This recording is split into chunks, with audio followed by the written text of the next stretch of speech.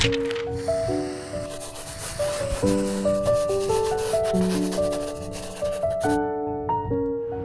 name's Ty. And my name's Jolynn. And this is our love story. Never was an early riser, used to be an up all nighter. Never saw the morning light quite like I do now. So Ty and I first met at a stake activity. And I remember I almost didn't go that week, and Jordan and I decided to go. The stake did something where they were trying to get people to meet each other so that they would get married. So they would combine the Elders Quorum and the Relief Society of two different wards at an activity every month. An FHE exchange activity is what it's called. So our activity was going to Sugar House Park. When I got there, I was like, oh, we should leave, but we were the only two guys and we couldn't leave. Then Jolynn showed up. She was a little late, and I was like, oh, okay, I can stay. Yeah, it was worth it. And then we were making these boats to float down the river out of tape and popsicle sticks and stuff. It turns out the boat wasn't very good. It was a total failure. And it sank, but we met, so it was a success, I guess. And afterwards we had some ice cream bars or something like that. And Jordan knew her, so they were talking a little bit, and I was just kind of like standing there, slightly engaging in the conversation. His friend actually asked for my number that night. Jordan asked her for her number to invite her to play basketball, and I was like, oh, maybe he's interested. So I just, stayed back, didn't say anything, but I thought she was cute, so I wanted to. And so nothing ever happened, but a few weeks later, my coworker invited me to a dinner, and he happened to be there. I remember seeing her being like, oh my gosh, that's that cute girl from the FHE activity. He remembered that we had met before, so that was good. I don't remember if I remembered him. Did I remember you? We went to Bombay House and just had like fun conversation in the car. As a group, we were all just kind of chatting about stuff. And I remember thinking, I think I should get to know this guy. He seems really cool. I already thought that she was really cute, and it was kind of fun getting to know her a little more at that dinner. I just noticed he was really down to earth and funny. She was pretty funny, which, I didn't get to see that when I met her for a few minutes at a park. He's actually like full of dad jokes, which I find hilarious. During the dinner, I was thinking, man, I gotta find some way to get to know her a little more.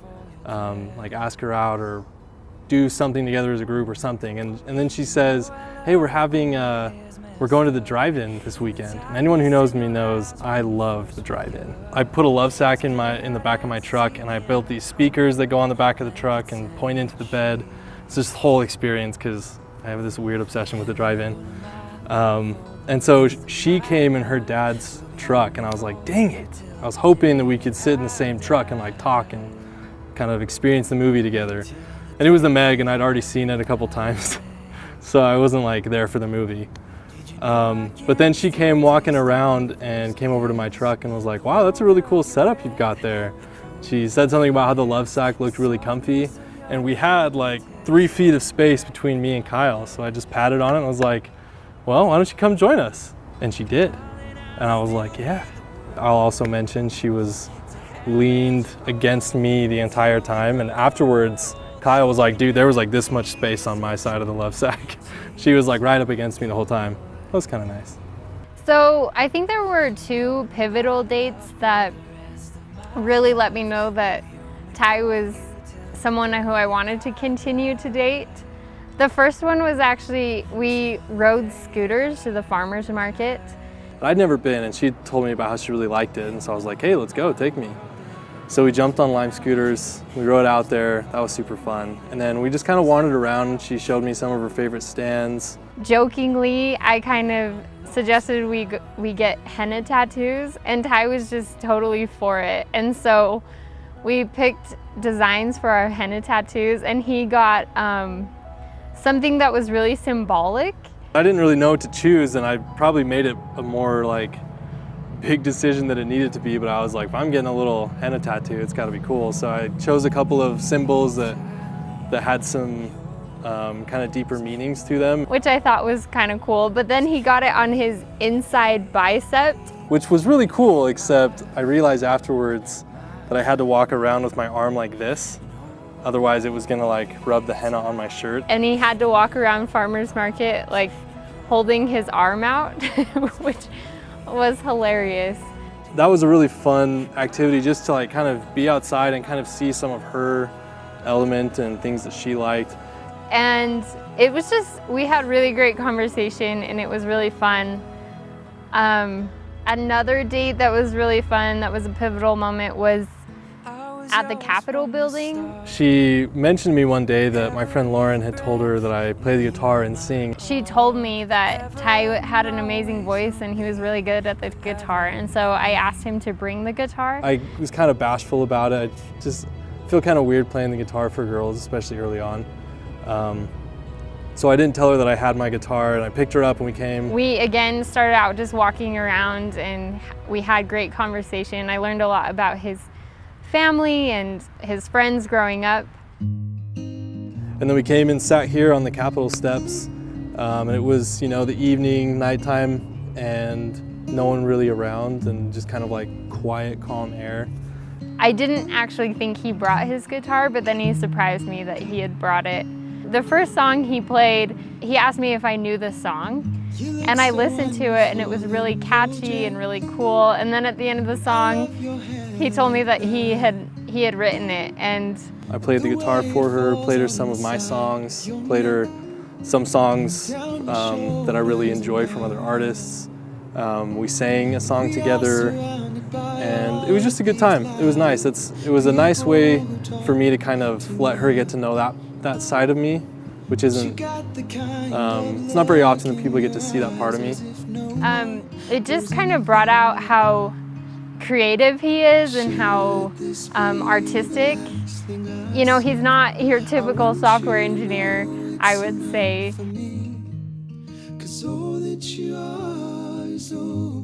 After the jam session, it was kind of chilly, so as we were walking back to the car, the wind was blowing and she was kind of cold, and so I just kind of put my arm around her and kind of pulled her close, and we walked like that, which is kind of an awkward way to walk, but it was nice.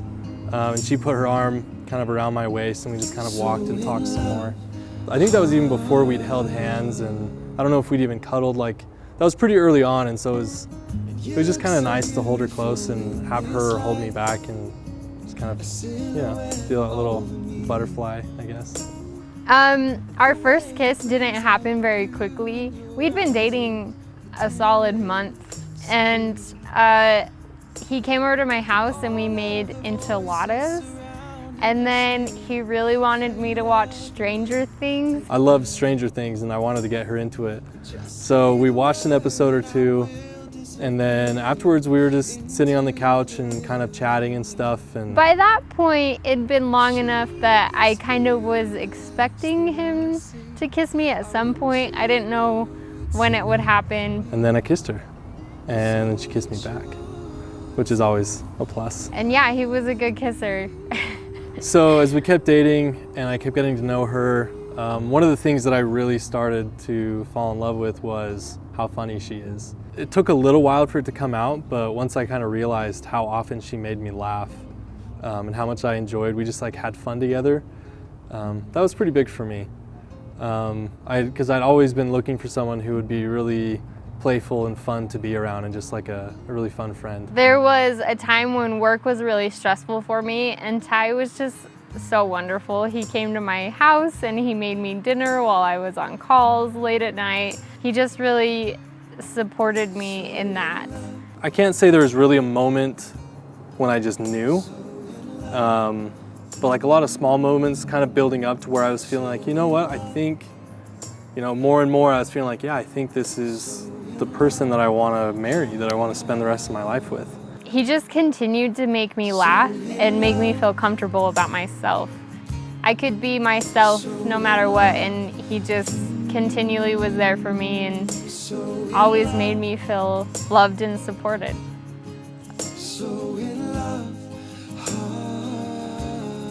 So I knew the proposal was coming up just because Ty didn't want to pick out the ring without me seeing what it was first. I was like, if I'm gonna pay this much money for a ring that you're gonna wear forever, Like, I want you to like it. I don't trust my taste. We had gone to the ring shop and I'd picked out one I liked, and the guy said that it would be done on Wednesday, and then Ty told me that it was delayed and he couldn't pick it up. And so I didn't think it would happen when it happened, but I knew that he was gonna propose at some point. Her family had invited us to this trip out to the Knolls to go four-wheeling, and I completely thought it was just her parents and her siblings. So he was a little surprised when we showed up and all of my extended family was there. I really didn't think he was gonna propose there. And we pulled up and there were like 10 cars and 3 big camp trailers, and I was like, oh my gosh, where are we? And I'm already there with like this big box with a ring in it, and I'm like, today was the day. Like, I'd already told her parents. Anyway, I had no idea, so that shocked me, and I was like, ah, crap, this is gonna make it harder. He was kind of surprised and I think a little intimidated. But we got there and all of my extended family and my family went on a long four-wheeler ride that was it was probably like an hour or 2 hours long. And on the way back, we kind of got separated from my family, and I was driving. And we're just driving through this little quiet part, and I was like, oh, this is perfect. So I'm like, hey, we should pull over here. And she's like, no, I don't really want to. And I was like, oh, okay. And we drove a little further. I was like, hey, really though, like, why don't we just pull over here for a little bit? And he kept trying to get me to go off on our own. And I just told him, I was like, no, I'm really hungry and I need to go to the bathroom, and like, let's go back to camp. And I was like, okay, I'm not gonna force it. He was like, okay. So we went back and, I went to the bathroom and got some food and was feeling better. We ate scones. It was April 20th, by the way, 4/20. So we got sconed. Our grandkids are gonna love that. So we got scones, and then we decided to go, just the two of us, on a ride out to just wherever. Ty was just kind of being weird, and he was like, take me to a place where nobody else is, because there was a lot of people around. And I kept thinking, how am I gonna get her helmet off? And so I started I knew it was kind of goofy, but I was like, hey, why don't we go find somewhere kind of like secluded, maybe kiss a little bit. And I was like, why would we kiss right here? That's so weird. Just thinking like, how else can I get her to take her helmet off? In hindsight, there were probably better ways. We drive out to this kind of secluded spot, and then I was like, hey, let's pull over here. And she's like, really? I was like, yeah, let's just stop right here. And she's like, oh, okay. So we pull over and get off, and I pull my helmet off, and she pulls her helmet off. And then I kind of saw in her eyes that she realized what was happening. He was being really weird about trying to get me to stop and take my helmet off. So a little thought came into my head that he might be trying to propose to me. And I noticed he was wearing his jacket the whole time, which Ty is always hot. How do you carry a big box with a ring in it without sticking out? Like, how do you do that inconspicuously? I don't know if I really pulled it off, but I wore a jacket. And I said it was so I wouldn't get sunburned, which was partially true. But also I was sweating the whole time, so that sucked. Sure enough, we got off the four-wheeler and I took my helmet off. And I thought about stalling actually for a second, and then I was like, no, I'm not gonna be mean. And so I kind of saw it click in her eyes, and so I reached down and unzipped my little jacket zipper and pulled the box out. Next thing I know, he was kneeling down, proposing to me on a mountain. So I was so excited, but kind of shocked at the same time. I always imagined myself being really emotional when I was proposed to, and I wasn't, but I was really excited.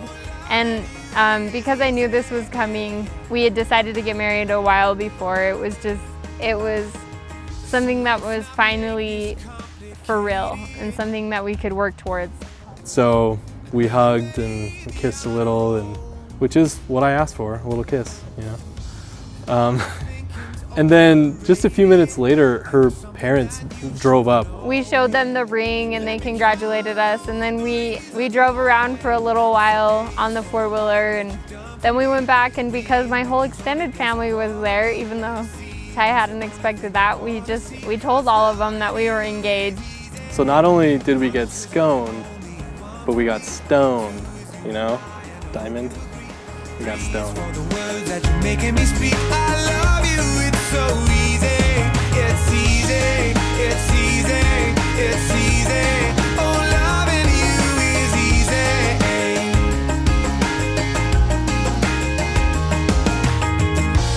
The hardest part was finding you, but once I did, I knew. Oh, I knew my love. Let me count. Jolynn, I love you. I'm so grateful that I found you. You are everything and more of what I've looked for in a spouse. And I'm so excited to have you as my friend and my companion forever. I think our future's bright. I look forward to raising a family with you and to serving in the kingdom of God with you. I look forward to growing with you. You make me a better person, and I just enjoy all my time with you. I can't imagine a better person to spend the rest of my life with. I love you. I'm excited. Thanks for agreeing to marry me. Thanks for putting up with my quirks. And yeah, I love you. Ty, you are my best friend, and I cannot wait to spend the rest of my life and eternity with you. You make me laugh. You support me in everything that I do. You make me so happy, and I hope that I can do the same for you. I am committed to trying my best every day to make your life a little better and to be the best wife I can be. I love you very much. The end.